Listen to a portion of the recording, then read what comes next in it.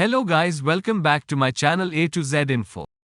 మూషికంగా మారిన తర్వాత కూడా తన ప్రవర్తనతో దేవతలకు విసుగు తెప్పించాడు. దీంతో ఇంద్రుడు అతడిని దేవలోకం నుంచి తరిమేయాలని ఆదేశించాడు. భటులు దాన్ని తరిమేయడంతో భూలోకంలో పరాశర మహర్షి ఆశ్రమానికి చేరుకున్నాడు. ఆశ్రమంలోనూ ఋషులకు ఇబ్బందులు కలిగించి ఒకరోజు ఆశ్రమానికి విచ్చేసిన వినాయకుడిని విడిచిపెట్టలేదు. విసిగిపోయిన పరాశరుడు అతనిని వదిలించుకోవడానికి ఒక మార్గం సూచించమని వినాయకుని అడిగాడు. పరాశరుని కోరిక మన్నించిన వినాయకుడు అతడిపై దాడికి సిద్ధమయ్యాడు.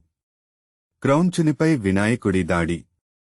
గణేశుడు తన పాశాన్ని మూషికంపై ప్రయోగించగా అది క్రౌంచుని మెడకు చుట్టుకుని ఆయనకు చెంతకు తీసుకొచ్చింది. భయపడిపోయిన క్రౌంచుడు క్షమించమని కోరాడు. క్రౌంచుడిని క్షమించిన వినాయకుడు మళ్లీ పొరపాటు చేయరాదని హెచ్చరించాడు. అయితే క్రౌంచుడు తనకు శాపవిముక్తి కలిగించమని ప్రాధేయపడ్డాడు. తాను క్షమించిన మూషికం సంతోషంగా లేదని వినాయకుడు గందరగోళానికి గురయ్యాడు. క్రౌంచుడే మూషికమని తెలుసుకుని అసలు రూపాన్ని తిరిగి ఇవ్వాలని భావించాడు. ఇంద్రుని శాపానికి తిరుగులేకపోవడంతో దాన్ని భర్తీ చేసే దిశగా ఆశీర్వాదించాడు. ఈ ప్రతిపాదనకు మూషికం కూడా అంగీకరించడంతో తన వాహనంగా చేసుకున్నాడు.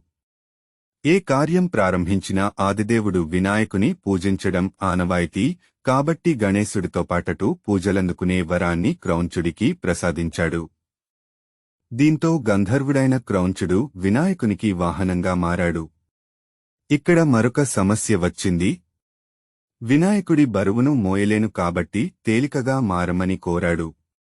వినాయకుడు క్రౌంచుని కోరిక మన్నించి వాహనంగా మారిన సమయాన తన బరువుని మోయగలిగేలా వరాన్ని ప్రసాదించాడు. ప్రచారంలో మరో కథ. గజాసురుడనే రాక్షసుడు తమ గురువు శుక్రాచార్యుల ఆదేశంతో శివుడి గురించి కఠోర తపస్సు చేశాడు. అతడి తపోదీక్షకు మెచ్చిన శివుడు వరం ప్రసాదించాడు. శివుడి వరగర్వంతో గజముఖుడు ముల్లోకాలను ఇబ్బంది పెట్టాడు. అతడి బాధలకు తట్టుకోలేక దేవతలు ఇంద్రుని వద్దకు వెళ్లి గజముఖుడి దుశ్చర్యల గురించి మొరపెట్టుకుంటారు. గజముఖుడిని కట్టడి చేయడం తన వల్ల కాదని చెప్పిన ఇంద్రుడు దేవతలతో కలిసి కైలాసానికి వెళ్లి వినాయకుడికి విన్నవించాడు. గజముఖుడి చర్యలు నానాటికి హెచ్చుమీరిపోవడంతో భూతగణాలతో అతడి నగరాన్ని గణేశుడు ముట్టడించి యుద్ధం చేస్తాడు. రాక్షసులు ఆయుధాలతో మరణించలేదని గ్రహించిన వినాయకుడు తన దంతాల్లో ఒకదాన్ని విరిచి వారిపైకి విసురుతాడు. దీన్ని గమనించిన గజముఖుడు తక్షణం మూషిక రూపం ధరిస్తాడు. తక్షణమే వినాయకుడు ఆ మూషికంపై ఆసీనుడవుతాడు. అప్పటినుంచి గజముఖుడు మూషికం రూపంలో గణపతికి వాహనంగా మారిపోయాడు.